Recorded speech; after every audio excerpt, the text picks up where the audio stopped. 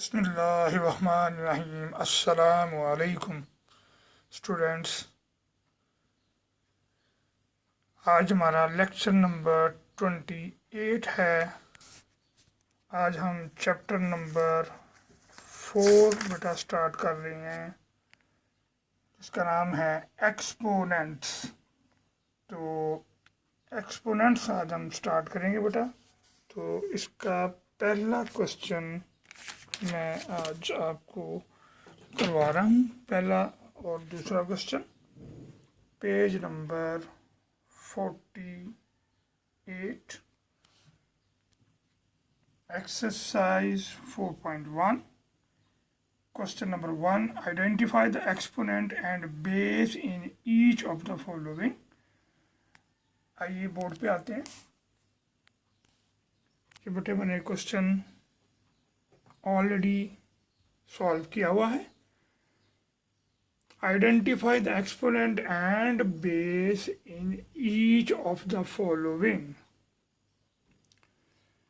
इसके मैंने ये आपके सामने 9 पार्ट्स लिखे हुए हैं, फिर इसके बाद 10, 11 और ये 12 पार्ट लिखा हुआ है। इसमें आपने बताना है कि एक्सपोनेंट क्या है और बेस क्या है। स्टूडेंट्स ये देखिए, मैंने आपके सामने एक पहला क्वेश्चन लिखा हुआ है -1 रेज़्ड पावर 9। इसको ये ऐसे पढ़ते हैं। इसमें ये जो पावर होती है ये हमारी एक्सपोनेंट होती है, और ये जो हमारी ब्रैकेट के अंदर वैल्यू होती है उसे हम बेस कहते हैं। तो ये देखिए, पहले क्वेश्चन का मैंने आंसर क्या लिखा, ये ऊपर मैंने लिख दिया है एक्सपोनेंट और बेस, ठीक है। और इन सब के मैं एक्सपोनेंट के नीचे लिख दूंगा और बेस उनके नीचे लिख दूंगा। तो इसका पहले का एक्सपोनेंट क्या हुआ 9, और इसकी बेस क्या हुई -1। इसी तरह मुझे देखें, क्वेश्चन नंबर मैंने 2 किया है, 2 रेज़ पावर 100, इसकी एक्सपोनेंट है 100 और इसकी बेस है 2, एंड सो ऑन। इसी तरह मैं करता गया हूँ। आप आगे देखेंगे क्वेश्चन नंबर 3, -19 रेज़ पावर 22। ये 22 इसकी पावर है, एक्सपोनेंट है, और -19 इसकी बेस है। इसी तरह ये 3 रेज़ पावर -5 है, ये -5 इसकी एक्सपोनेंट है, और जो बेस है वो 3 है। पावर में बेटा जो भी वैल्यू लिखी होगी उसे हम एक्सपोनेंट कहेंगे।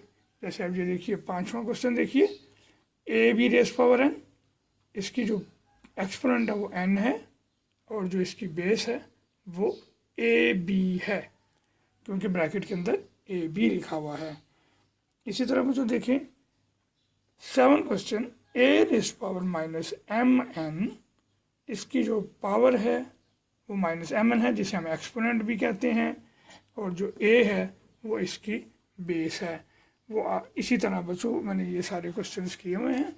इस तरह ये लास्ट पे ये क्वेश्चन देखें ज़रा आप, ये लिखा हुआ है 11/13 रेज़ पावर -b। इसमें एक्सपोनेंट क्या है -b, और बेस क्या है 11/13।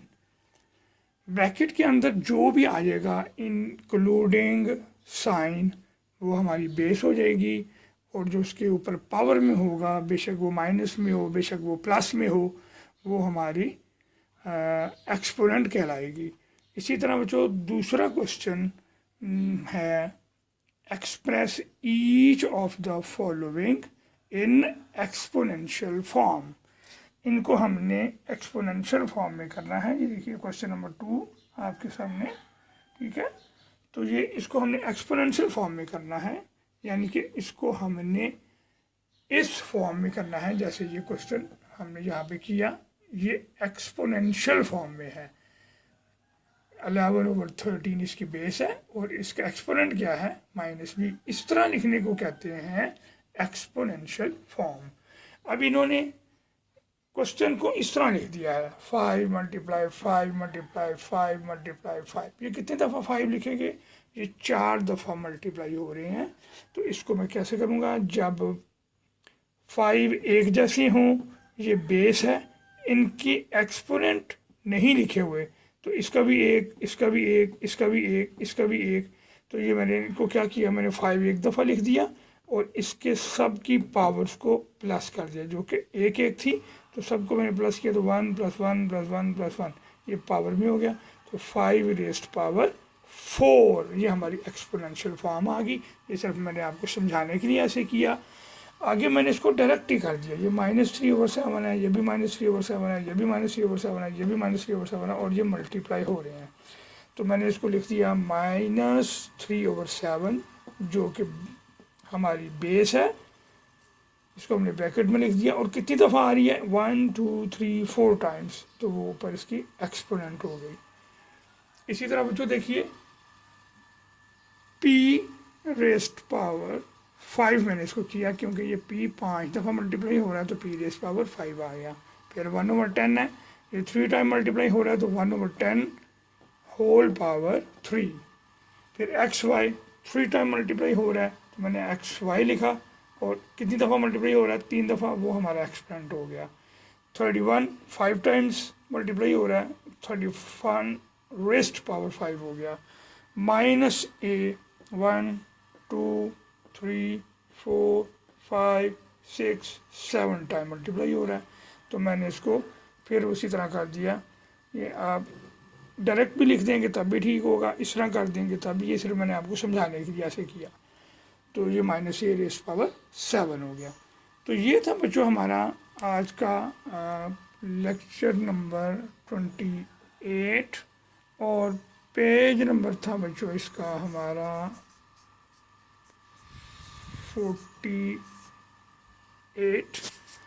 तो मुझे उम्मीद है कि आपको इन दोनों क्वेश्चंस की बहुत अच्छे तरीके से समझ आ गई होगी। फिर भी आपको अगर कोई प्रॉब्लम हो तो आप मुझसे रब्ता कर लीजिएगा। और इन क्वेश्चंस को, क्योंकि ये मैंने क्वेश्चन नंबर 1 और क्वेश्चन नंबर 2 पूरे का पूरा यहाँ पर आपके सामने सॉल्व किया, आपने इनको अपनी कॉपीज़ के ऊपर उतार लेना है और इनकी प्रैक्टिस भी करनी है। शुक्रिया।